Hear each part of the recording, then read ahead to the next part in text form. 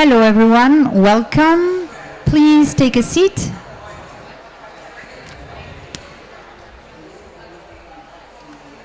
So welcome everyone to a session on accelerating net zero and nature positive business contributions through land-based solutions.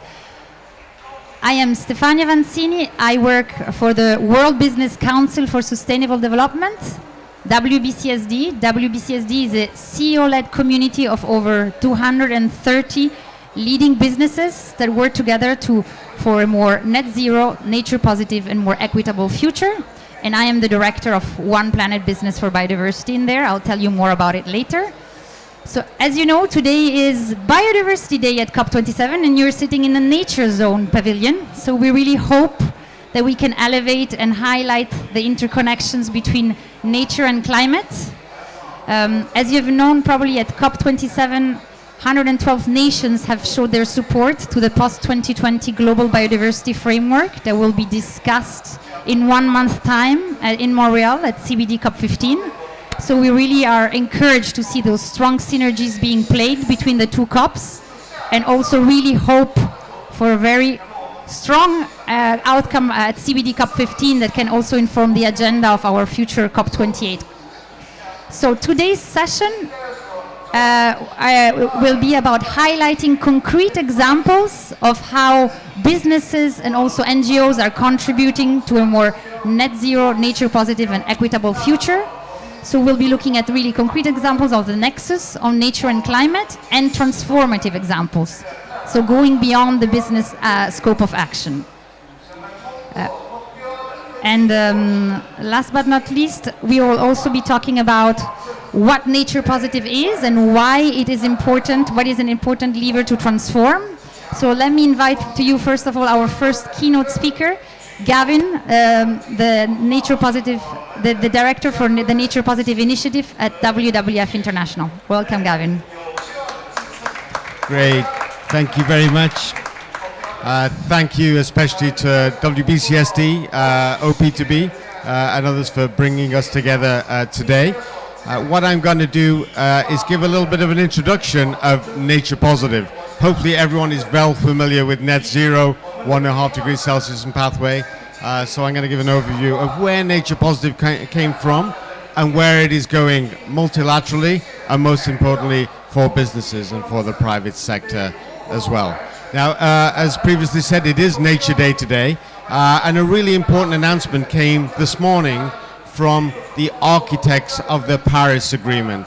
Laurent Fabius, Lawrence Tobiana, Manuel Pulga Vidal, Cristina Figueres, they all essentially signed a statement this morning saying, in a nutshell, there is no Paris without Montreal. There is no success on climate without success on nature. And there needs to be an agreement, a nature-positive agreement, that will unite us all in a common direction. That's quite significant, and the reason the climate community is really highlighting and elevating nature, the reasons are many and the reasons are clear. My own organization, WWF, launched a report yesterday looking at nature as climate's secret ally. Why a secret ally? For example, over the last decade, 54% of our greenhouse gas emissions, instead of going up into the atmosphere and driving climate change, they've been sequestered in our oceans, in forests, in wetlands, and in other ecosystems, key ecosystems as well. That's come at a price, particularly for the oceans, but it's blunted the worst impacts of climate change. Our climate models that say we're on a 1.5 degree, a 2.7, 2.8 pathway, whichever model you look at, all assume a stable biosphere. And that is not a safe assumption when we are undermining nature as well. So purely from a climate mitigation perspective, the science is very clear. No action without nature, no way to get to 1.5 degrees Celsius pathway, and that needs to be much clearer in many more circles. There is no real viable way to adaptation without embracing nature in many examples as well. So nature continues to be our secret ally. We need to be able to prioritize it, and we are seeing it prioritized, and we're seeing it at the Biodiversity Day today. So moving on then, nature positive. So the term is used, you'll see it on the pavilion here, you'll see it echoed in all sorts of places. Where did it come from and where is it going? Nature positive was born out of the idea that on climate, we know where we're going. The Paris Agreement sets that 1.5 degrees Celsius trajectory and pathway. We don't have an equivalent for nature, or we didn't have an equivalent for nature. We had an idea that we should be living in harmony with nature, very important, but not very measurable, not very graspable. So a number of different people brainstormed and discussed, and it kind of emerged out of a kind of a collective discussion. There were a lot of large conservation organizations, business coalitions having a loose conversation, and out of that, the idea that nature positive was born. If we want to be really simple and clear about it, we would say nature positive means more nature in the next decade than the last decade, more nature in 2030 than 2020.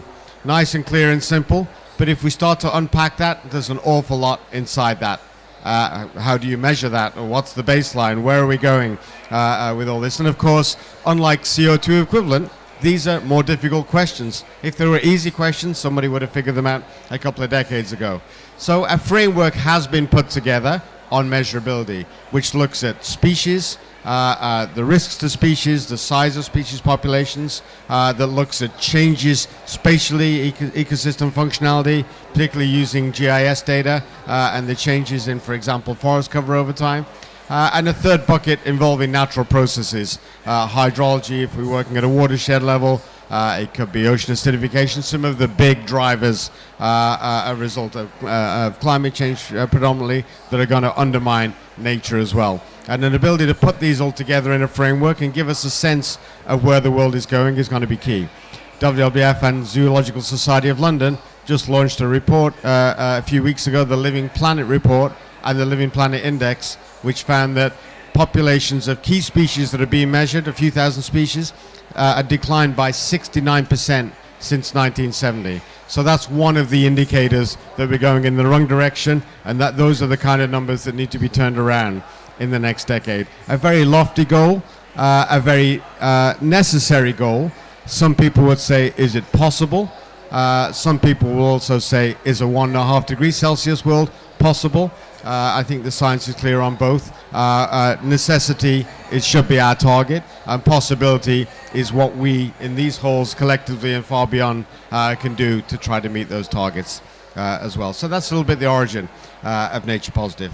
Moving on then, so we've seen Nature Positive kind of be really grasped, particularly by the business sector. The private sector was one of the first to jump on this and grab it and amplify it, which has been fantastic. Not just organizations like WBCSD, big companies. We've seen the finance sector work through it. The Task Force on Nature-Related Financial Disclosure has embraced Nature Positive as well. We've seen it embraced by governments. The G7 environment ministers put out a declaration in Berlin a while ago, a few months ago, really grappling with Nature Positive. And we hope that it will land in the global biodiversity framework at COP15 in 3 or 4 weeks' time. And towards the end of COP15, there should be an agreement in Montreal, and we hope that it includes a Nature Positive mission so that we know where we are going on nature. We know that ministers had a private discussion here at COP27 yesterday around the mission of the Global Biodiversity Framework on the sidelines of this, of COP27. We also know that on day 2 in Montreal, it is at the top of the agenda to discuss the mission as well. And that will help us all, I think. All of us, including business, need to know what we're contributing to.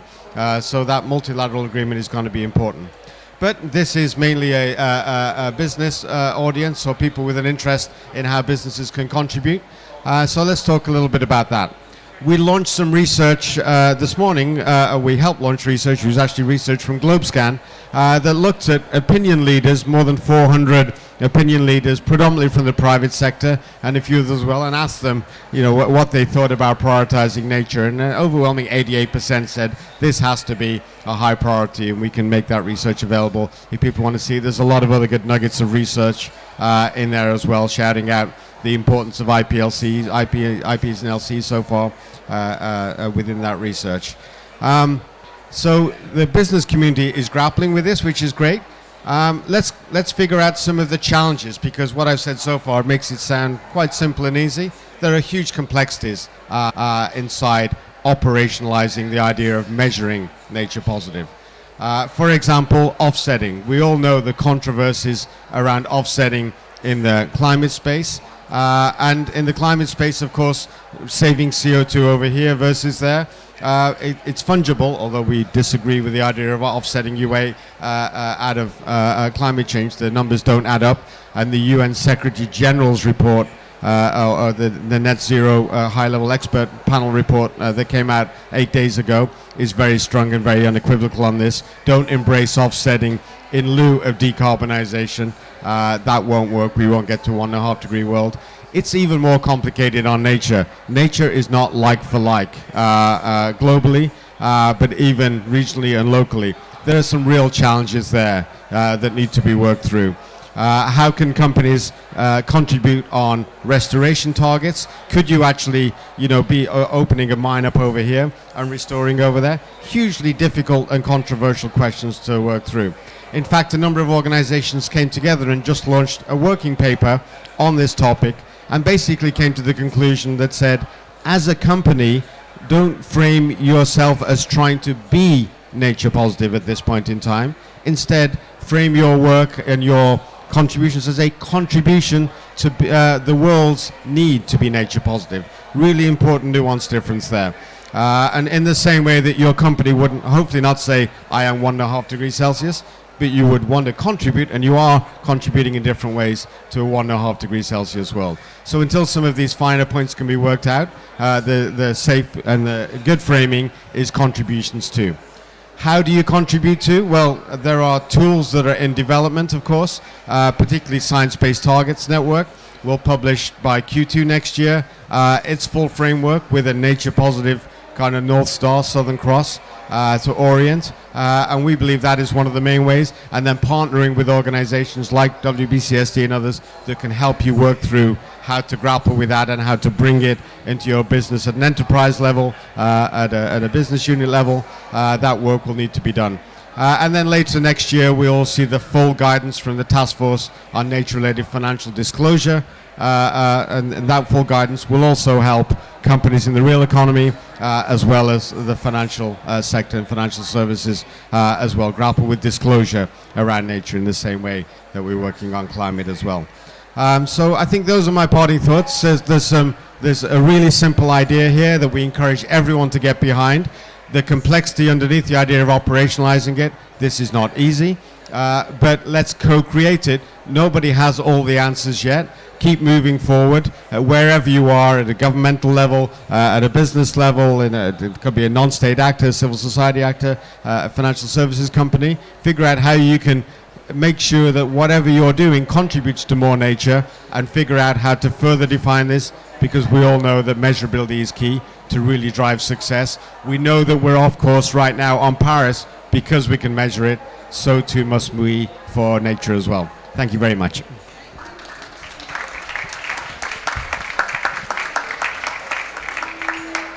Thank you so much, Gavin, for these insights. And I wanted to effectively reflect that WBCSD has really embraced nature positive, and right from the start try to understand what it means and how we can actually contribute, how can we support businesses in this journey. And so WBCSD is in the moment is working on 4 sector roadmaps: forests, agriculture, energy, and the built environment. Of course, all very closely linked, as you said, with emerging frameworks of SBTN and TNFD. And today I would like to launch the first report from the Forest Solutions Group. So this is a framework for the forest sector on nature positive. I just need to click. Very good. So I'll tell you a little bit more. So the Forest Solutions Group is a global platform for leading actors in the forest sector. They are publishing today at Biodiversity Day their phase 1 report, which is really a shared definition for the forest sector, what nature positive is. It's strongly anchored in actions, as you will see from the report. So strongly anchored in actions that the forest sector actors can do to contribute. John here from Sorenzo will be able to tell you more about it. And it has been developed with consultations with over 30 external stakeholders. And of course, this is just a phase 1 report that is the bedrock for a shared definition and of course for concrete actions from the forest sector. And so this will continue. The next phase will really be to continue to engage with TNFD and strongly aligned of course with the emerging frameworks that are coming up.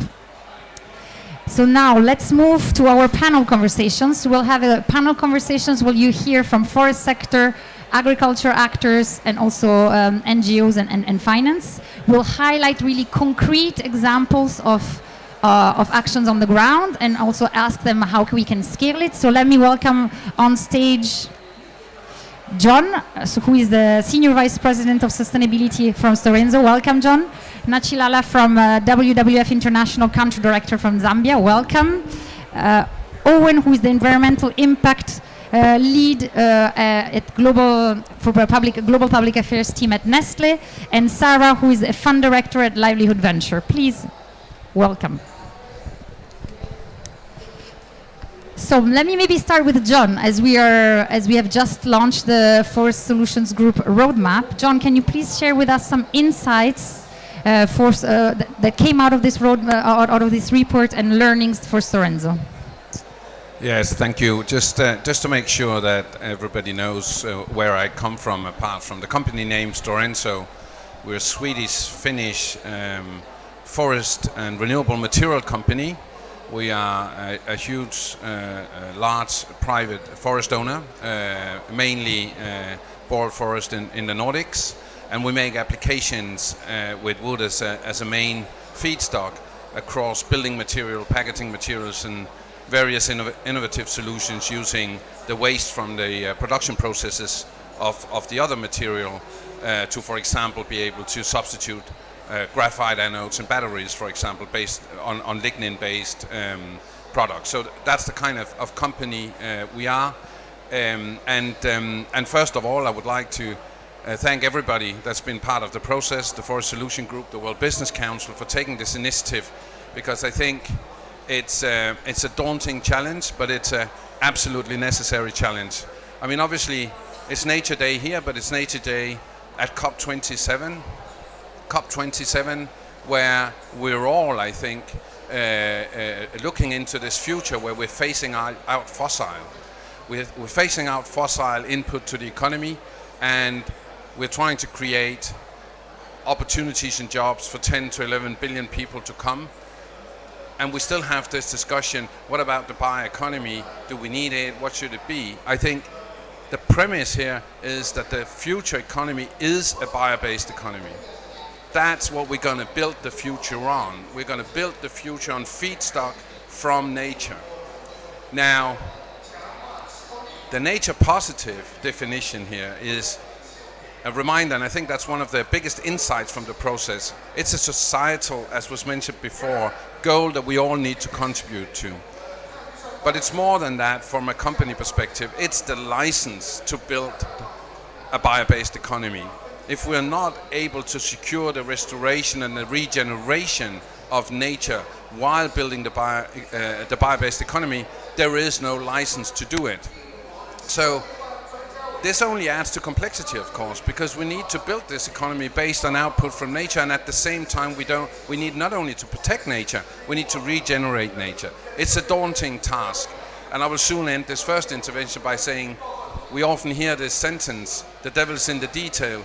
There is no topic where that is more true is when it comes to biodiversity and nature. So we have a huge road in front of us, but I think that the initiative taken here that we are humbly and proudly part of is laying one first building block in building a fundament for increasing the bioeconomy, but at the same time regenerating nature.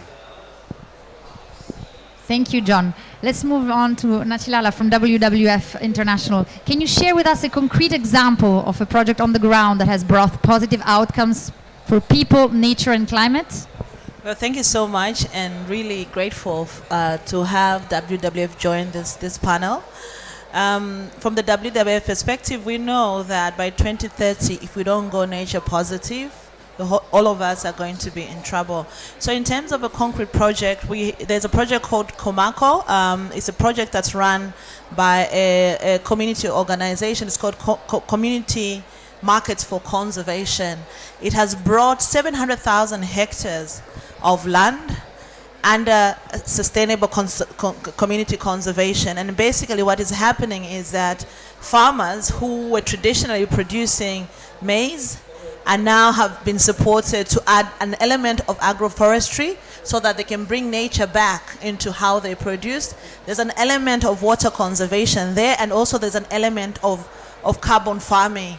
And this is a project that has been running for the last 20 years. It's one of the Zambian success story. There's been significant investment that has gone in there, aid funded, but out of that, a whole organic company has come out where organically produced food is sold on the Zambian shelves and now is sold at the international market. So there's been positive outcomes in terms of carbon sequestration. There's been positive outcomes in terms of improved food and income security for the people. And in the ecosystem where this project is actually running, there are positive ecosystem level outcomes. From the WWF point of view, we always believe that if the ecosystem is not doing well, we also won't do well as people and as also as economies. So I think that's one example that I think would be relevant, and I think this is one example that is important as we're thinking about a nature positive future, bioeconomy, and so on. We need to replicate at scale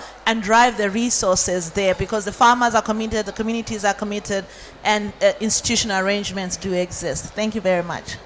Thank you for this first example. This actually also allows me to introduce a little bit my work, because I lead a cross-sector coalition called One Planet Business for Biodiversity, who is really there for the protection and restoration of biodiversity. And we really work on how can we increase agricultural biodiversity, and really, as you were saying, work on the regenerating soil and restoring also land.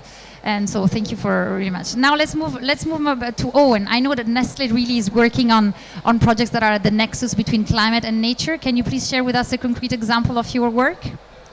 Sure. Good morning. And it's not just a good morning for us here in Sharm el-Sheikh, but a good morning for nature, as Nestlé just 53 minutes ago announced its intention to plant 10 million trees in Australia by 2025. 200,000 of those trees are already in the ground. And they're going to be a mix of 63 different species, native species, which are relevant for the areas in Australia that we're looking to regenerate. And they are also in areas where we source our ingredients. So this is an insetting project, very much linked to our net zero roadmap, and is governed by a 28-year contracting period. So the trees will be monitored right up till 2050 to make sure that they thrive, that they stay in the ground, that the carbon is actually taken out of the atmosphere and put into the ground, and those other benefits for nature and biodiversity and people are delivered. So very proud to bring that to you today as an announcement.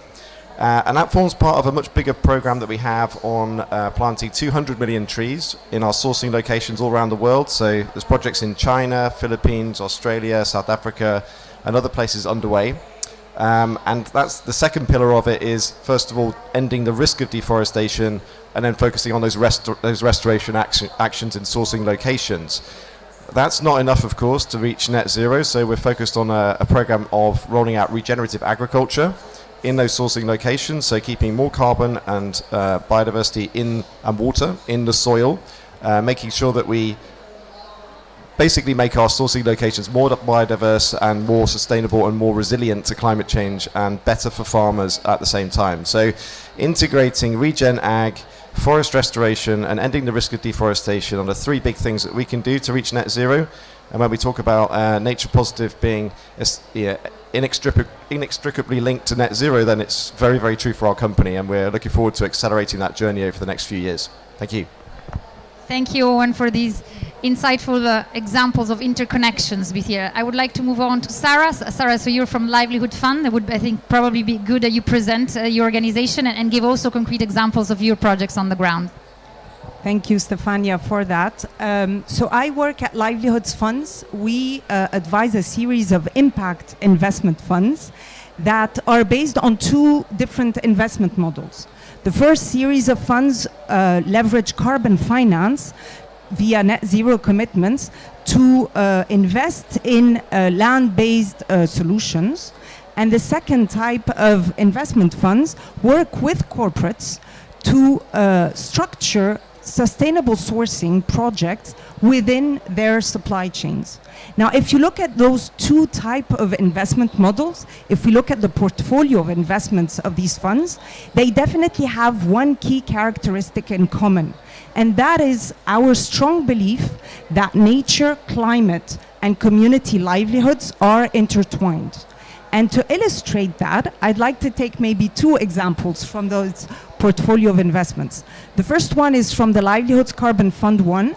It's a 4,500 hectare mangrove restoration project in the Sundarbans, in the Ganj Delta, that was launched back in 2011 with a local conservation NGO partner called News.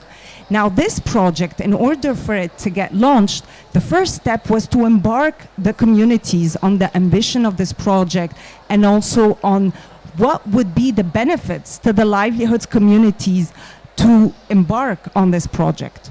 And once we had the communities on board, then we can start all the typical project implementation activities of like selecting tree species, identifying the areas where mangrove could be planted but also had a high likelihood of surviving, and also structuring the community-based structures to monitor and report the growth of this mangrove. The community-based structures that were going to take part in the planting of 16 million mangrove trees. We're going to water them during the dry season, and we're going to protect them as they flourished. So fast forward 10 years from 2011, when you go visit this project, you will be received by more than 300 ladies dressed in green saris. We call them the mangrove watchers. And their role is to continue protecting what they have taken part in restoring. When you talk to our local NGO partners, when you talk to the communities, they'll tell you about how the mangrove has contributed to replenishing the fish stock, how they see crabs and other crustaceans being restored in this area. They'll tell you about the bird colonies that have developed in the forested islands. They will also talk to you about the critical role the mangrove is playing in protecting their livelihoods. And more so real than in May 2020, they actually faced a very powerful cyclone Amphan, which was viewed as the most destructive cyclone since 1999. And what we see is that the mangrove stood still. It played a protective role in protecting the dikes that were already there and protecting the villages from the flooding, from the salinity that would impact their agricultural plots. So that's one first example from the carbon side, investment side of things. The second example I'd like to point out is from the sustainable sourcing investment side of our business. And there I'd like to take you to Madagascar, where in 2017 we structured a vanilla resilience project working with 3,000 smallholder farmers, and also with the ambition to conserve 3,000 hectares of an adjacent biodiversity-rich ecosystem, Pointe à l'Arrêt, in that project area. And again, to structure and to build this 10-year-long project, we partnered again with local NGO partner Fanambi. We partnered with conservation NGO Missouri Botanical Garden, with education association Maison Familiale Rurale. We also leveraged financing not just from corporate sector, but also public financing from the Agence Française de Développement, from the FFM, so Fonds de l'Environnement, Fonds Mondial pour l'Environnement, which is one of the agencies of the AFD, to finance the conservation element of that project. And there again, the project was designed on two key pillars. One, community livelihoods, so working with the vanilla growers on how to provide them with training to increase the quality and the productivity and the yield of their vanilla, to also build a farmer-owned cooperative to bring farmers closer to the market and so capture more value out of their vanilla production. But also we worked on the conservation side of things, and there the 3,000 hectare of biodiversity rich ecosystem was already a protected area since 2015, but that did not prevent it from being subjected to human pressure. And so the key thing was to provide alternative livelihood opportunities to the communities, to raise awareness, to put in place the governance structures for the protection of this ecosystem. And we recently did, and I will conclude with that, a third-party evaluation of what's going on in this project. And we have 91% of households reporting an increase in their income, but also a stable income during the COVID crisis.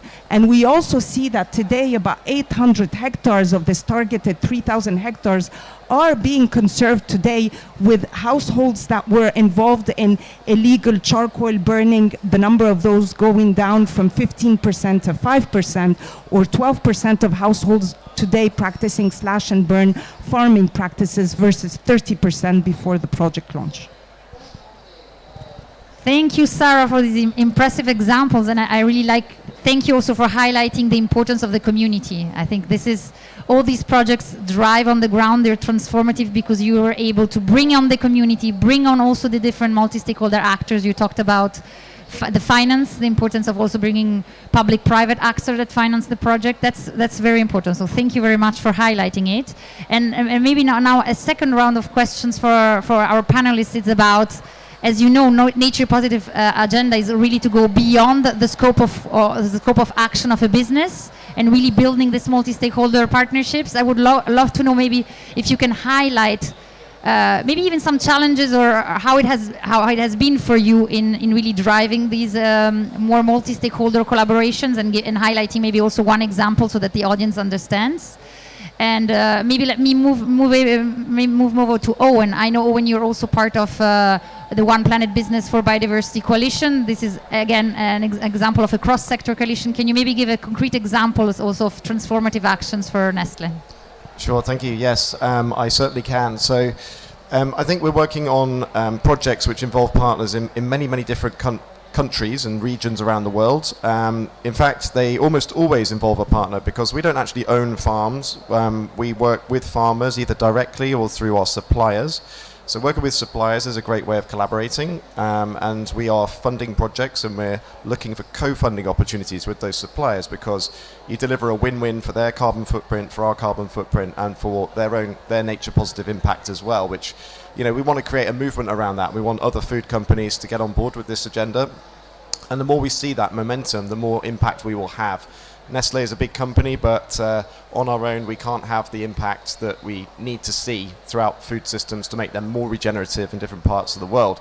OP2B is a great example. We're sharing examples, we're sharing projects through that platform. We're also doing a lot of advocacy, including at COP27, but also with in a bit more of a targeted way with the European Commission, looking to get regenerative agriculture on the political agenda, because if we get that moving, then we're going to see incentives start to go in the right direction, which again creates scale. So, you know, we can spend money on projects, we can help drive transformation, but it's a bit of a drop in the ocean unless we see that bigger movement from companies, from policymakers, and with partners.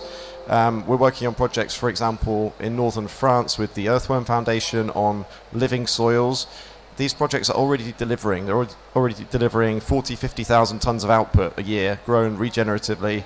And we want to get to 20% of our key ingredients through more regenerative practices by 2025, which is very soon, and 50% of our key ingredients by 2030 from regenerative practices. So collaboration, momentum, political support, all of these things are necessary to help create the right impact.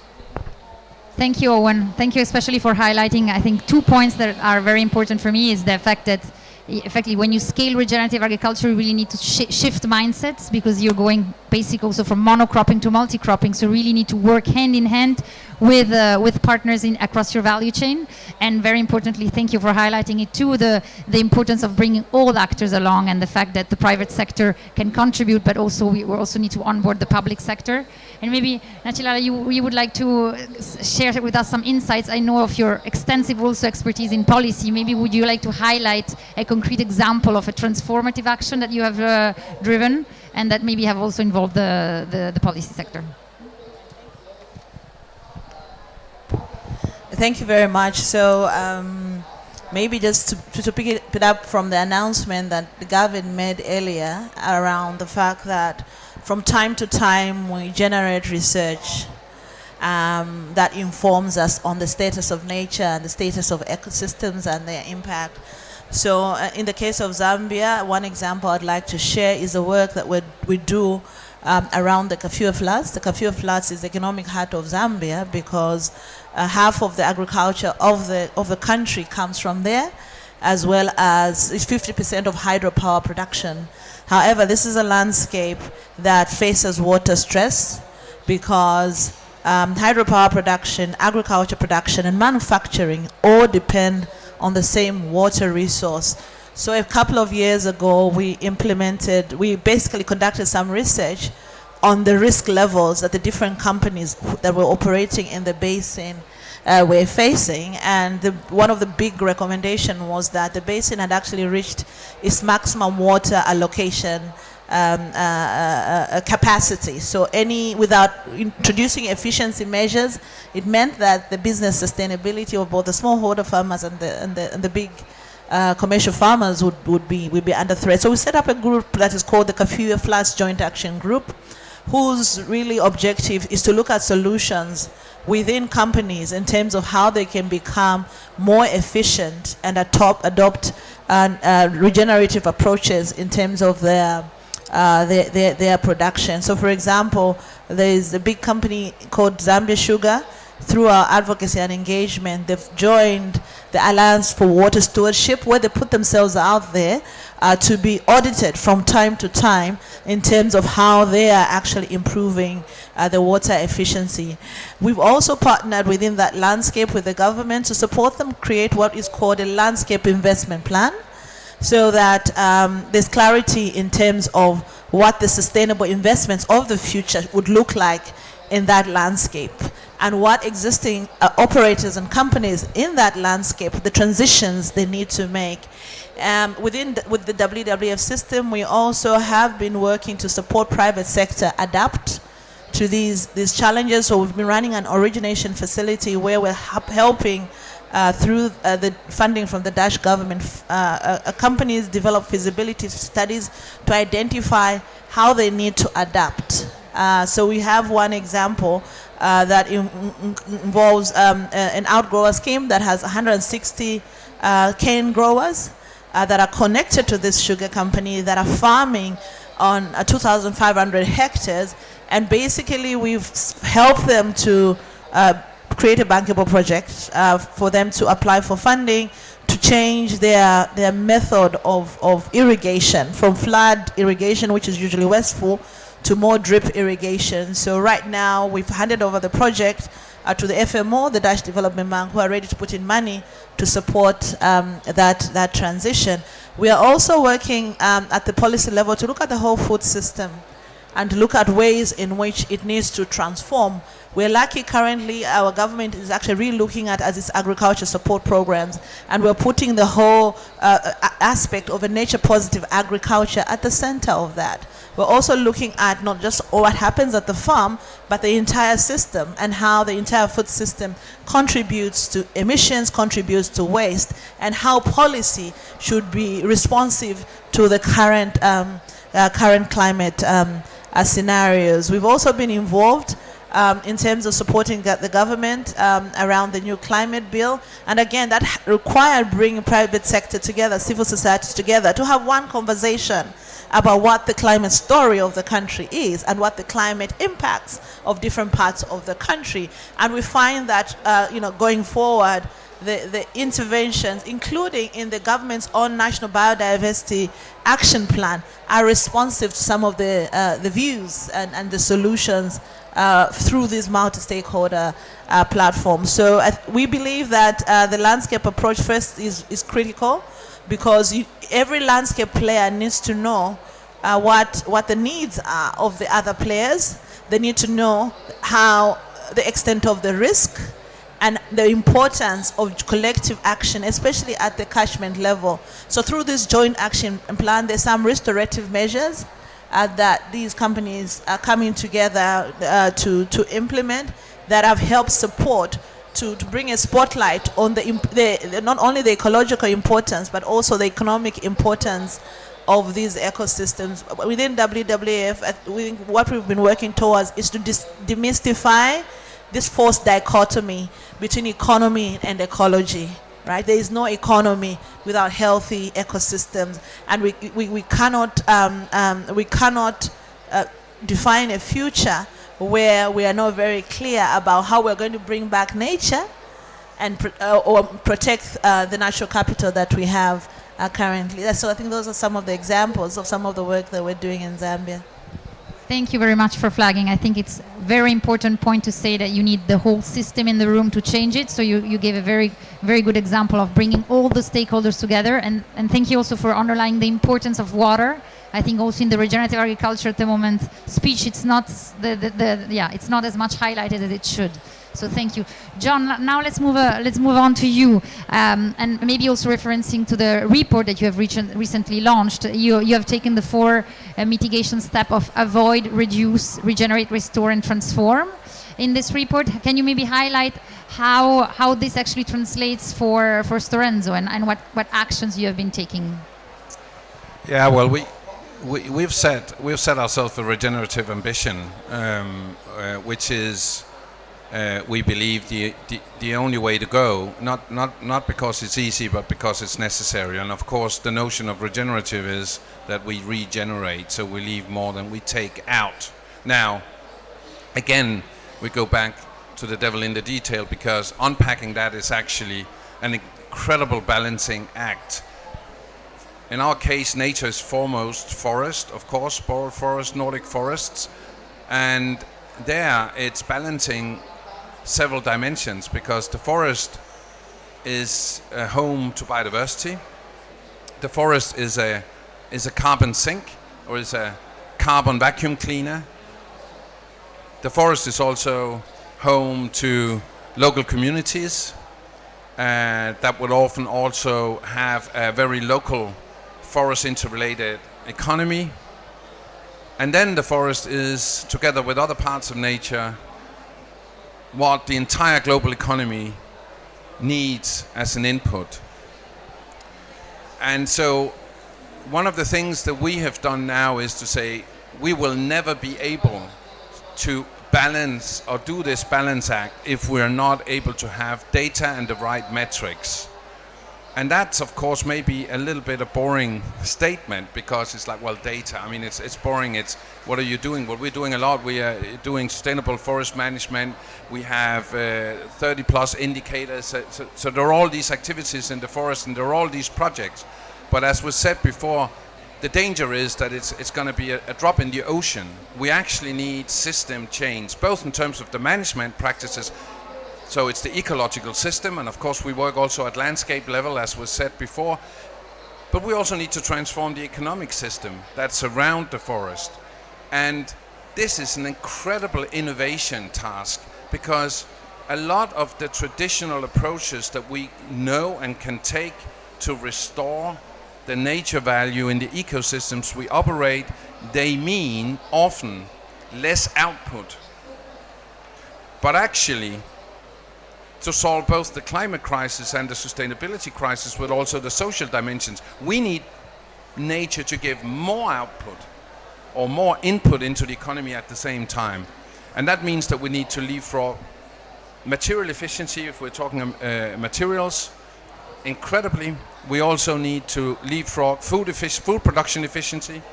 So a big part of the actions that we are thinking about related to regenerating nature is actually the innovation in how we do products, because we need to service the economy, but we need to decouple that 10-fold, 20-fold, 30-fold, and that's a substitution agenda. That's an agenda about making the services in a completely new way. In agriculture, of course, you have vertical farming coming up, so you're actually, in a certain sense, we have WWF here with, of course, global hectares, and in some ways increasing the global hectares available because we do it virtually.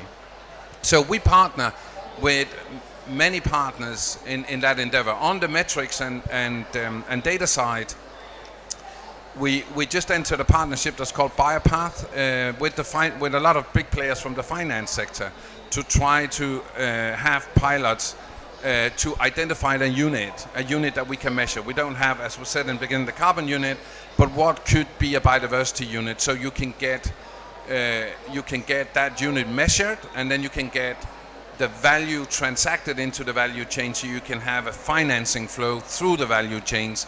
It's the only way that we will avoid being trapped in a lot of good projects, but it's a drip in the ocean, and then into finance at scale and scaling in innovative action. So to wrap up, our focus is of course on the sustainable management of the forest on the ground, but in addition to that, it's actually how we can leapfrog material efficiency so that we can get more input to the economy. Thank you, John, and thank you for highlighting the importance of what you measure, because what you don't measure you cannot improve. So it's quite important about that.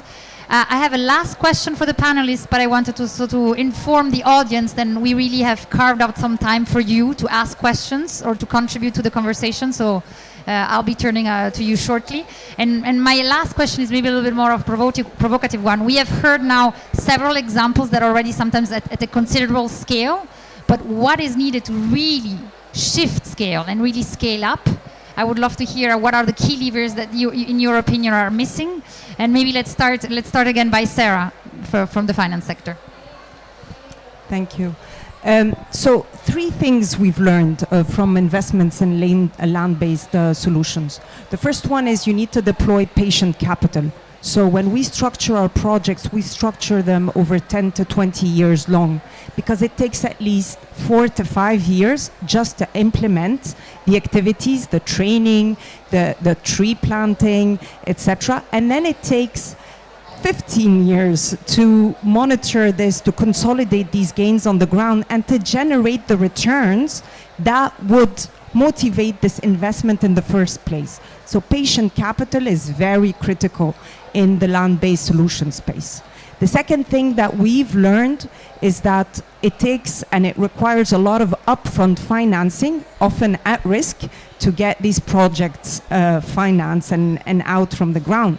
Because again, a lot of the action on the ground happens in the early years, and it's also where a lot of risk can materialize. You have drought, and maybe your tree mortality is going to be higher than what you had projected, or the adoption rate is not going to be as high as you imagined it would be. And so, for example, if we take the mangrove example that I mentioned earlier, we're 10 years into the implementation of this project, but we've only generated half of the volume of carbon offsets that are expected from this project, while the need of financing on the ground has been deployed much faster than this carbon generation curve. And then the third element I want to highlight is we need to have multiple stakeholders involved. We need to have blended finance in these solutions. A lot of our projects is mostly financed via the private sector, but there's definitely a role also for public funding in these projects. It could be to also consolidate some of these gains by financing supply chains, so that the increased products or the diversified agricultural production around these projects can actually be linked to markets, and so that communities' livelihoods can be impacted that way. So that's what we learned on our side. Thank you very much, Sarah. I take away the long term, the risk-taking, and of course a massive shift in increasing funding that we need. We need trillions, not where we stand now, and we really hope probably that thanks to the Global Biodiversity Framework is coming up in 1 month's time, maybe funding will be increased. Owen, I'll turn to you. What do you think is needed to scale? So from my perspective, I'll come at from a slightly different angle, which is that I think we need to just get moving. You know, as a company, we've committed 1.2 billion Swiss francs to regen ag projects before 2025. We make up about 1% of the global food market when it comes to companies. So if the other 99% were spending that much, then we'd be seeing some serious impact here and now. You know, there are other funding models out there. We're exploring that, but it's kind of complicated and long term, and we need to build trust and relationships and show what works. And, you know, just even collaborating with other companies is not something we've done that much before in the past. And so you kind of have to break down some cultural and legal barriers to get there. So I think all of that being said, we can't let that slow us down. So let's get projects underway. Let's see what works. Let's get farmer-led leadership in different sourcing locations, which can then be shared with other farmers and that they can understand what works. And it's not a question of Nestle telling anybody what to do. It's about showing positive impacts, which can then be shared and scaled organically almost within communities.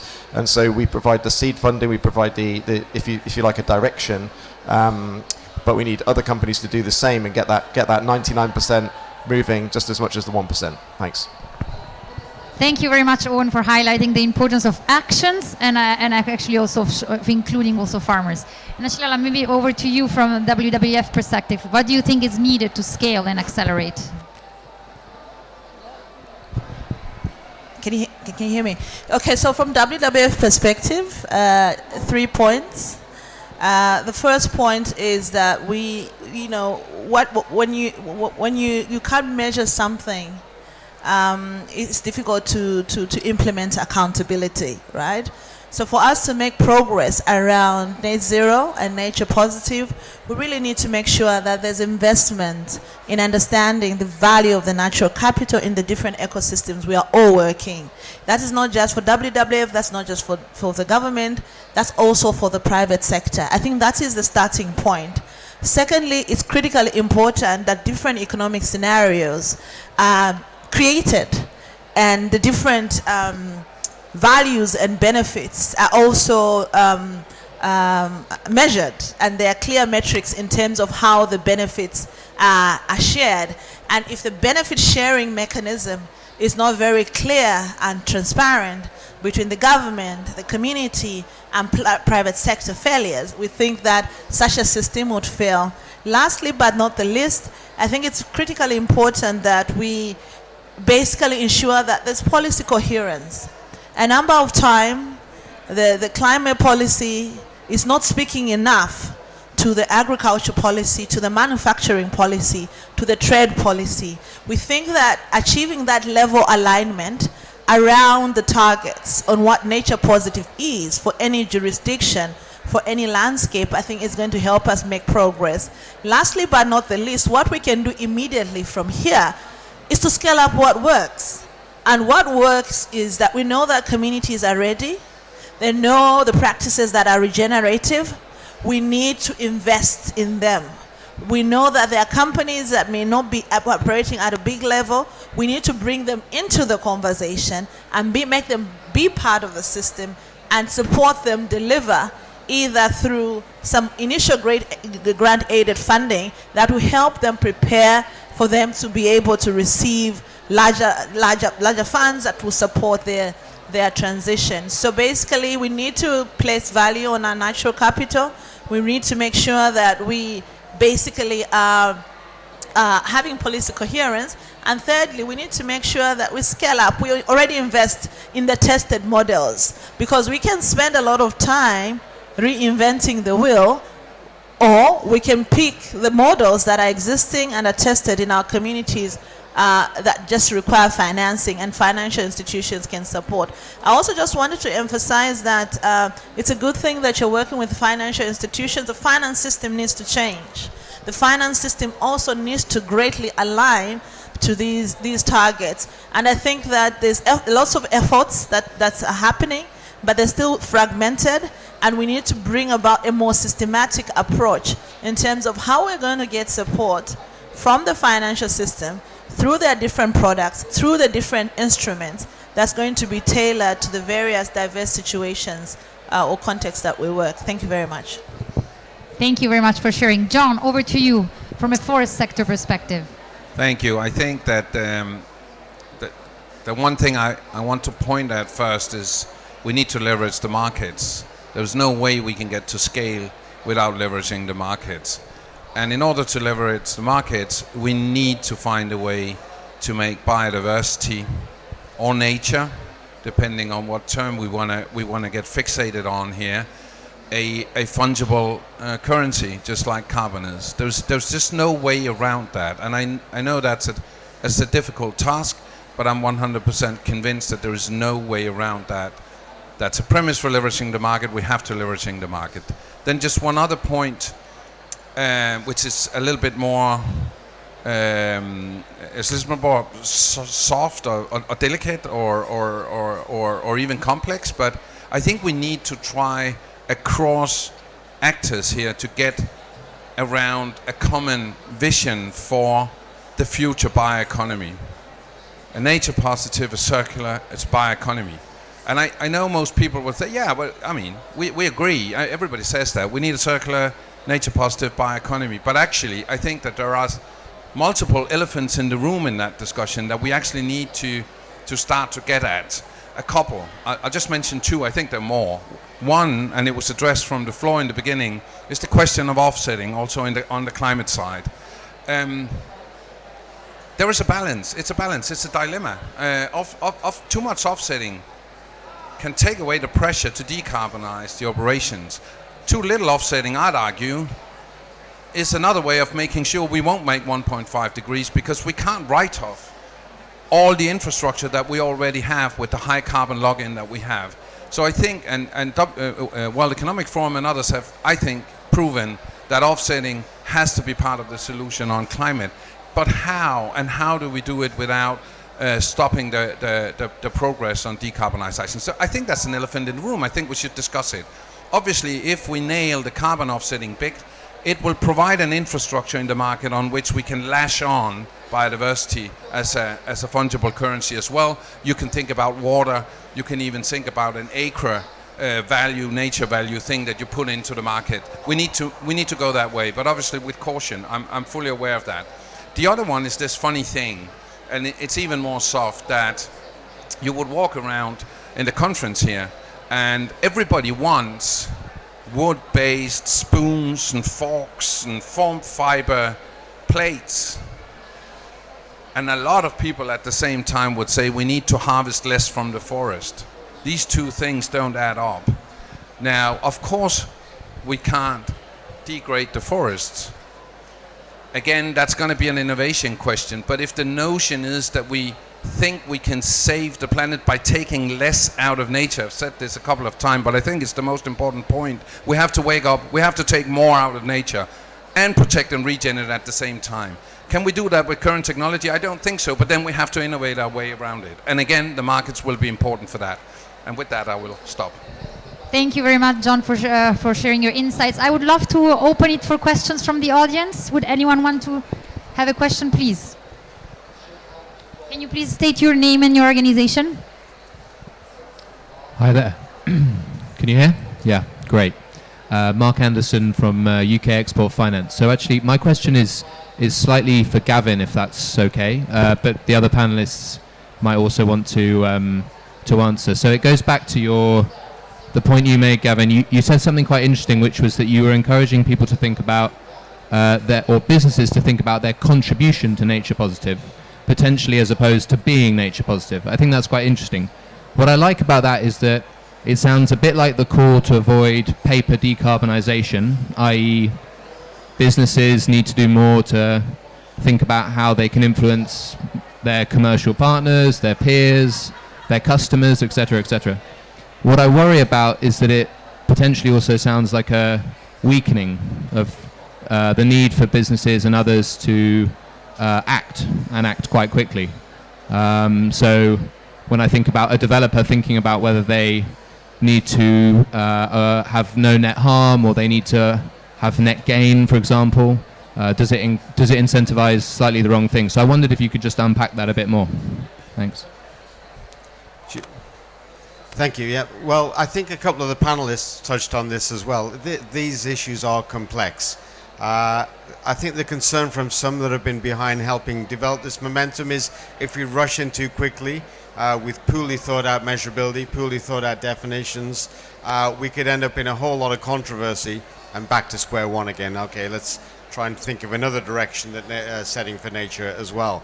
And so if you read carefully the work of Business for Nature, WBCSD and others that have been inputting to that working paper, it's a white paper, it doesn't belong to any organization, but it discusses this at length and says we're not saying that it won't be possible at some point in the future, but we have an awful lot of work to do first to clarify some of these concepts and clarify how it might work. And it works at 3 different levels: at the global level, at the national level, and at the actor level as well. And as big as the companies on this panel are today, and as we heard from Nestle earlier, they're still going to have an impact on the landscape, but not the only impact as well. There'll be other actors within that landscape too. So all of those challenges need to be worked through, so don't rush into a quick claim. Otherwise, we're going to run into some of the controversy and very pointed questions that we're seeing around some of the offsetting debate, and that's difficult when you want to actually settle the debate when you get into polarization as well. So work through step by step, work through things like the mitigation hierarchy and applying it, work through what is the scope of a company across a landscape as well, and then perhaps we can get to some of these answers about whether a company could eventually say, yeah, I am, rather than I contribute to. But thank you. I think that's an incredibly good question, and it's been on our mind as well. I mean, we embrace this recommendation to say that we're contributing rather than that we are. Well, we're not yet, but in the way we talk about it. But of course, you know, when are you then contributing enough? When are you contributing to the potential you have? Or when are you trying to do the minimum viable thing? You know, when you did the dishes at home and you just do the minimal viable thing to get off the hook, it's really difficult.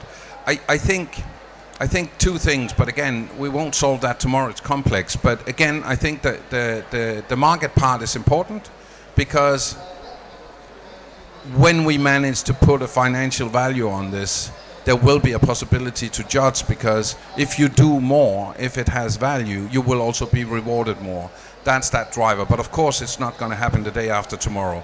Another thing that I think in the meanwhile that's interesting is, if you say you really want to understand whether a company is really part of the solution, then yeah, to some extent, you want to have transparency on the negative impact management and stuff like that. So you're behaving. That's one part. That's where we spend, I think, as a community, 90% of our effort in terms of reporting and data. But the thing you really want to know is, how is the company part of the transformation of the system? And that has a lot to do with the innovation program. That has a lot to do how you reinvest your cash. And so I think there is a case for trying to build up transparency and data and methodologies about measuring. I say measuring, it's probably going to be proxies, but I'd spend more focus there. I won't leave the focus on responsible business practice. I mean, it's a license to exist, really, that you do it. But I think 90% of effort is spent there. So I'll try to build up transparency on how you're part of transforming the system with the way you innovate and the products that you make. That's a middle step to actually getting the markets to work.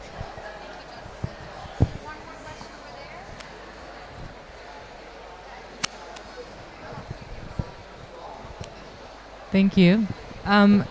My question might be a bit similar. It also stems from a worry. I'm thinking that for many years we've asked the big companies to stop using fossil fuels, and they refused for reasons that we all know. And it's now nature positive, which I'm very excited about, and very excited about seeing nature being such a big part of COP27. But can a company say, I'll continue doing fossil fuels as I've done, but I'll have a portfolio of nature positive things, and that is the thing that I can flag and say that I'm doing nature positive, and kind of get off the hook for continuing with fossil fuels business as usual. So is that a concern? And then how do you put in mechanisms, which I think you started talking about? How do you put in the measures? And you're multiple stakeholders, so there might be different measures for different stakeholders. Thank you. Yeah, so maybe one thing just to comment on that is that we're seeing a bit of pressure in the regen ag space at the moment, coming from that perspective. So farmers are naturally looking to valorize investments in things like storing more carbon in the soil, and those actions can deliver biodiversity benefits. And so the carbon market is starting to develop in a direction where other off-takers might come in and buy those credits. Now, there's nothing wrong with that in principle, but what we would argue is that it's better for a food company, which is working with a farmer, to work over the long term to embed multiple benefits, not just carbon, but biodiversity, income, water, etc., rather than selling those credits to maybe a fossil fuel company which doesn't have that connection to the land or doesn't have that sort of long-term relationship. So I think there is a risk, yes. I think we need to sort of think carefully about what relationship should there be between land stewards and companies which are purchasing ingredients or not purchasing ingredients. I mean, from our perspective, it kind of, the two things just are really sort of naturally coming together. So, you know, we have an impact on land, so we have to mitigate and then improve that impact on the land. In terms of fossil fuels, they do play a role in the food system. You talk about how fertilizer is produced. There's a fossil fuel element to it, and we're not going to be able to end that immediately. There needs to be a balance between a more regenerative food system and the inputs that are being used in that regenerative food system. And I think you'll see a decline and a better utilization of inputs, but kind of completely eliminating them is not realistic in the short term, at least, because we have to have food security, we have to maintain some form of yield in the short term. So again, that's kind of a tension point, right? We need to kind of work towards a more regenerative, nature positive food system, reducing the fossil fuel element, but kind of understanding that that's a journey, that's a process, it'll take some time.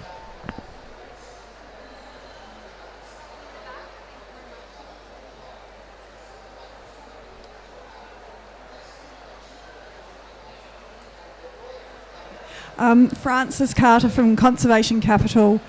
We work in mobilising conservation finance, building that bridge between conservation projects and the capital markets. The biggest challenge we face at the moment is the size of the investment in the conservation versus the ticket size, what the financial markets want. So you're talking about patient capital, obviously the risk appetite and the return is also a challenge, but it's the aggregation where we have investors that want $100, $200 million project. Most conservation projects go up to about 10 million max. So how do we find that alignment where these nature-based projects are not those large ticket sizes, but as you're saying, we need this investment from private sector coming in? Thank you. So that's a very good question, because when we were doing the fundraising for the third carbon fund, we pretty much realized that that was really a big challenge. I think the challenge comes from the investment side, the size, as you mentioned, of the projects on the ground and the capacity to scale up, basically, those transformation projects. And that is indeed not an easy task. I think one way of looking at it is maybe also to look on the public side of things, on the government side of things. So we see that under the Paris Agreement, a lot of countries have their own NDCs, and one of the key questions is how are they going to be able to finance these projects themselves? And the scale of them can be quite important. Also, the fact that it's government driven or led could also provide the necessary environment to make these sort of projects possible, but it's going to require also embarking several stakeholders that can bring in their experience, their expertise, their proximity to the communities, etc. So it's maybe one path also to mobilize those big investment sides tickets from asset managers, pension funds, things like that. You would like to add? Yes. So just agree with you. Coming from a conservation organizations, that our projects are usually smaller compared to what the capital markets are looking for. However, how we're trying to resolve that challenge, we're still on a journey, is basically to look at the challenge and the opportunity at the landscape level and create a portfolio of projects that perhaps would come up to 100 million, 150 million. And then the thinking would be to consider a landscape-focused bond that could deliver landscape-level impact, where there are different actors within that landscape that are helping to deliver that. And then also, I would also echo that the role of sovereigns is very important, because some of the projects may be public good type projects that also support economic activity, like restoring a whole water system. So a role of guarantees from governments as part of the big picture and the overall vision, I think would also be key. We've also been considering the debt financial swaps, and these debt financial swaps also look at large sums of money, but however, they cannot really be deployed to perhaps one or two conservation projects. It has to be a combination of conservation projects and green projects that are led by private sector as well. Thank you very much. More questions in the room? Yes, thank you. The lady over there.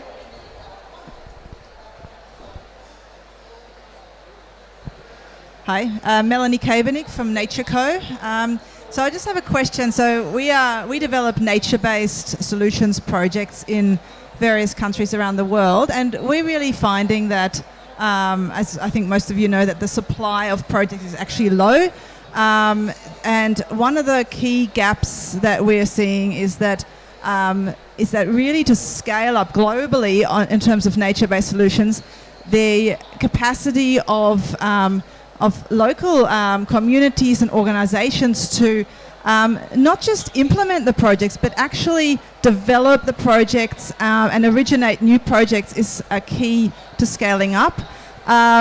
We are trying to do that, build the capacity and also the ownership then of local organizations.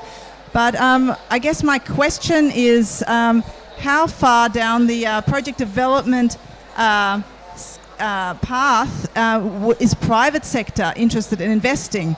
We're seeing more and more private sector investing in feasibility work of projects, but can they go lower and lower into the space of actually the project origination, the capacity building? So at the moment that would be public funding, but where do you draw that line between public funding and private funding? Thanks for the question, and hi, I think we've spoken on a Zoom call before. So I think from our perspective as a global company, it's about regionalization and localization of our global ambitions. So each region that we have then has a series of what we call markets, which are countries normally, which have a budget which can then be invested in local projects. So leveraging local knowledge, working with suppliers on the ground to understand what's going on within that particular locality or sourcing region, rather than a kind of top-down instruction from Switzerland saying you must do X, Y, and Z. You know, we have an overall goal, but then the way you actually operationalize that will depend very much on the region and the local partnerships that we need to build. I think at Nestlé we're quite lucky in that we have a network of about 1,200 agronomists around the world who work with farmers.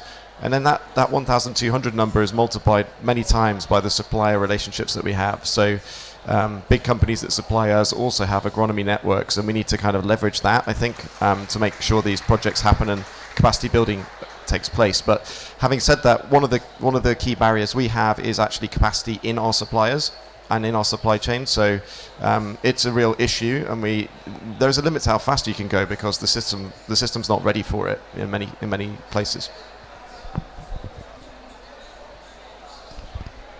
Thank you. Any other questions from the audience? One over here.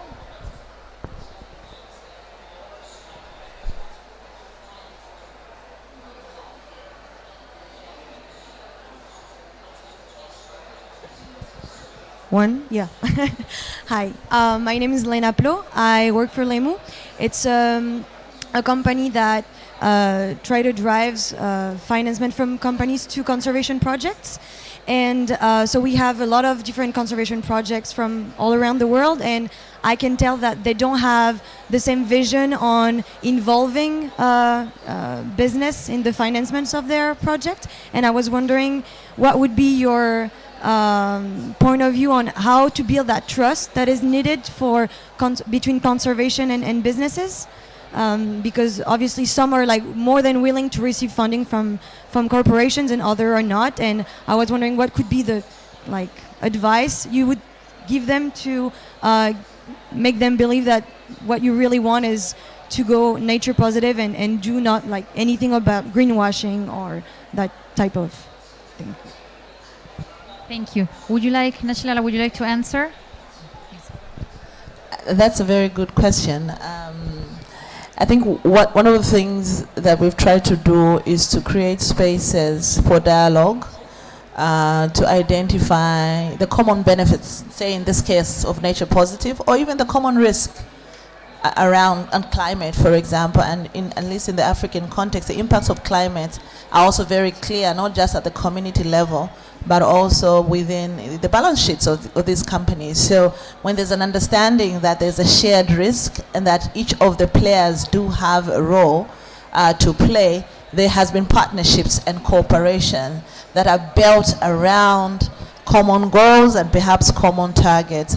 What I've also observed and what I've learned is that usually the companies or even the financial sector come from a different background, and there's a lot of knowledge sharing and knowledge brokering, and I think in doing that it has helped to build capacity or comfort on the side of the companies, but then also the processes have also helped to bring different perspectives to NGOs as well, and realizing that we actually need each other. It's not an overnight thing. The thing about building trust, we have to consistently invest in it and really create the spaces where both sides can be excited about a common project and about a common impact or achievement. So I think that's basically what I would say.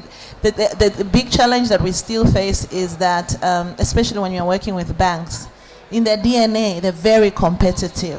So it's still a journey, really, when we're talking about common projects to combat deforestation, for example. Everyone wants to do the same thing, but it takes a bit of time and investment to say, look, we're all after the big prize, and if we don't deliver the big prize, in this case, nature positive, all our businesses and all our activities are under risk. Yeah.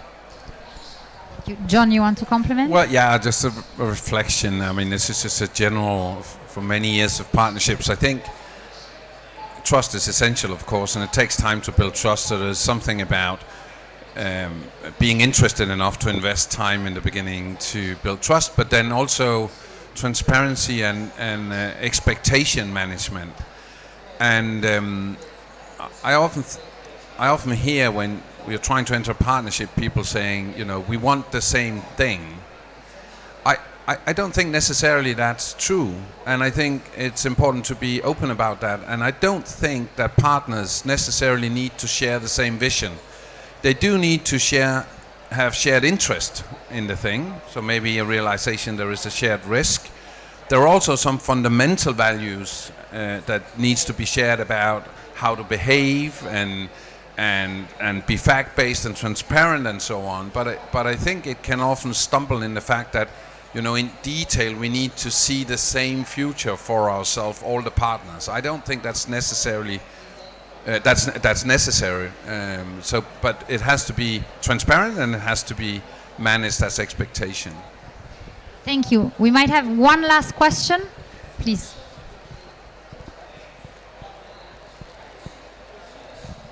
Thank you. Listening with interest to this session and really appreciate all the comments so far, but there's a word that I'm missing, and that's resilience. So nature positive, I think, is a fantastic concept and contribution to what we're trying to achieve in terms of climate resilient landscapes. So I would like to endorse what WWF has kept coming back to, which is the need to bring together multi-stakeholder coalitions in a landscape, share knowledge, and create, yes, a common vision. That doesn't mean everyone has the same interest, but people in the landscape need to share a vision in order that we can transform that landscape towards resilience, and the right trade-offs can be made along the way. And I think it would also maybe change some of the nature positive interventions I've heard today, which have been a lot about tree planting, for example, which can be positive, but can also, in the end, not be the most resilient contribution to a landscape. So it's only by connecting the knowledge and having a systems understanding and going through these preparatory stages that you can come up with a framework for investment where these nature positive investments can really see where they fit in the whole landscape picture.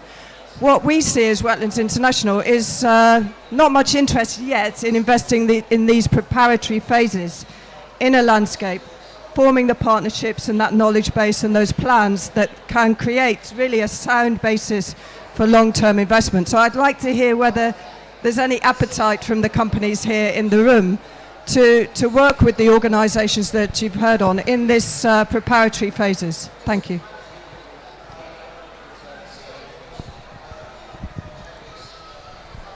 Thank you very much for the question.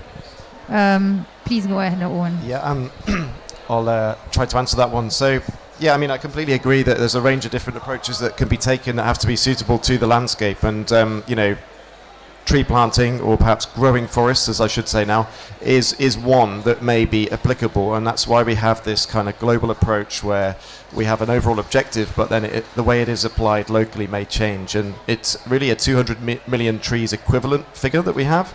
So that could manifest itself in terms of other types of nature-based solution on the ground. In terms of working with other stakeholders on a landscape approach, completely agree. I mean, we've been doing that for many years, in fact, in places like the UK, where we're part of a thing called the Landscape Enterprise Network, where you bring together, for example, water companies, food companies, other agriculture companies, local government, to look at the landscape and think about how can we actually pool our resources, work together and create more positive impacts for the whole system. And that kind of approach can be applied in other places. We're working in Cote d'Ivoire with lots of other confectionery companies on protecting and restoring the Cavalli forest through the Cocoa Forest Initiative, which has some financial support as well from the GEF.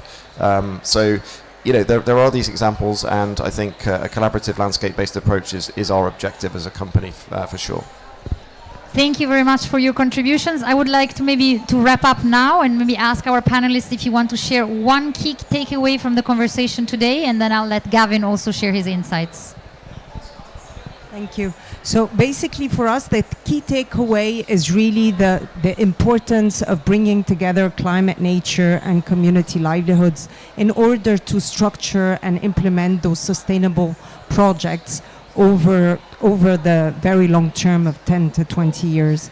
And the second thing that is important to highlight is the roles of multiple actors in making these projects resilient. And we heard the word resiliency over the long term, because it's not just about working with communities on restoring or conserving the landscapes, it's also how do we create value through creating market linkages, through building a supply chain from the bottom up, so that we have a virtuous cycle between nature on the one hand and the communities also.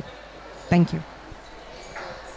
Thank you. So I think my key takeaway actually is right from the beginning, where we talked about contributing to nature positive and working towards nature positive impact. I think that's a really important message, because we can get a bit hung up on, okay, well, we can't possibly say nature positive because we haven't got the measurement framework in place, we haven't gone through the whole process, we'll be called out on that. I think let's make our actions contribute to nature positive, and from our perspective, that's about rolling out our actions on regenerative agriculture, on landscape restoration, and ending deforestation risk, which are, I think, going to have a positive impact, and we'll work out exactly what that is and how to deliver that as we implement. So we're not going to hold up, we're not going to sort of wait forever to get the perfect framework. We're going to start acting and moving now. Okay, thank you so much. On the point on resilience, I think for us as WWF, nature positive means us implementing, at least actors implementing a suite of measures to that are nature positive to build their resilience. We believe that we can't arrive at resilience if we do not actually recognize the currency of nature, and in doing that, it will look different in different places. It may be the tree planting, it may be regenerative agriculture, it may be agroforestry, it may be restoration of wetland functions. But what we know is that if we look at it from a systems level, a landscape level, then we will be able to identify the range of things, starting with nature as a resource, right? I think part of the challenge that we've had is that nature and its values have not been recognized. And with nature positive, with the nature positive agenda, we're saying we're putting nature there and recognizing the currency that it brings to help us build the resilience. So the landscape level is the right level to look at the challenge and ensure that the systems are also changing to support the building of landscape level resilience. Thank you. Thank you, and thank you for a very interesting panel here. There's a lot of inspiration. There are many things you could take up, but I'll stay with the economy really. I mean, we as a global society, we don't know how to sustain livelihood of the people of the planet without destroying nature. We just don't know how to do that, and therefore I'll focus on this one thing to fix our vision of how the economy should work in a way that's circular and nature positive. But we need to fix the economic machine. We can do a lot on the ground, but if the economy as a machine is not fixed, we won't get there, because we need the output to live, to thrive, to have jobs, to have opportunities. We can't ignore that side. So we have to get together around a vision for a circular and nature positive bioeconomy. That's the most important thing we can do. Great, thank you. So I'm not sure I can wrap up this very rich and deep conversation. I started in opening saying this sounds very easy, more nature in the world in 2030 than 2020. There's an awful lot of complexity inside it. We've touched on some of that complexity here, and yet there's a whole lot much more underneath all of this. If we had a few more hours, we could get at some of it as well. No quick fixes is something I heard. It's going to take time. 15-year investments in the Sundarbans, for example. 28 years, Nestle is thinking about not only planting trees, but tree stewardship and ensuring regeneration as well. Being more efficient about how we use nature. Humans, 8 billion people on the planet, heading towards 9 billion. How are we going to actually be able to have a reasonable lifestyle while living in harmony with nature? A real challenge there. Measuring progress, of course, and measurability is key, and much more work on it needed on it, and valuing natural capital, where there's a lot of really exciting work going on right now as well. Let's not be under any illusions on the challenges ahead. There's some really sticky issues just below the surface here. Offsetting, for example, is one. Can we take more from nature? How much can we take from nature and still be able to ensure that those ecosystem services are there for nature, for climate, as well as for humanity? But in all of this, action now is needed. You know, spending another decade working through these issues is not going to cut it either. So it's a little bit about building it while it's running, and that's what we've heard from some of the examples in the panel as well. So get out there, work on in whatever ways we can to contribute to a nature positive world, to cement the big idea in Montreal, COP15 in a few weeks' time, so that we all know where we're going. And as we work towards contributing to a nature positive world, ensure we're making the biggest contribution we can, ensure that we're working side by side with each other, and we'll align as we go. Thank you. Thank you, Gavin. I just want to echo what you said. Exactly in 1 month's time, there is the CBD COP15 in Montreal. We really need to have every single actor, but also the business perspective up there, because we really hope and are hopeful to look for a very strong, credible action plan that will come out of agreement that will come out of the CBD COP15.